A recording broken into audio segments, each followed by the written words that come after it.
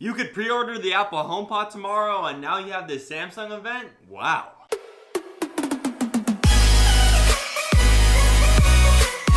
Just yesterday on Twitter, Samsung announced that they're gonna have an unpack event on February the 25th. Normally, whenever you hear that unpacked word, that means you're gonna unpack the brand new phone. And not the Note series, you're gonna hear the S series S9. We're about 99% sure that the name of the phone on the 25th that you're gonna unpack is the Samsung S9, because Samsung actually names their phone in correct order, unlike Apple, who just comes up with the iPhone X, skips from the iPhone 7 to 8. Who knows what Apple does with the naming scheme, but Samsung, at least they have a good naming scheme. I'm for sure gonna make a Samsung S9 rumors video, talk all about the possibilities of the Samsung S9 and what I do like and don't like about the phone. But I'm telling you right now is that the unpacked event when the Samsung S9 is coming out is on the 25th. Also, the other reason why we're thinking it's the Samsung S9 other than the sequential naming order is that's because along with the news, it's a little promo image and it has the number 9, pretty much meaning the Samsung S9. There's actually 3 other words on that promo image: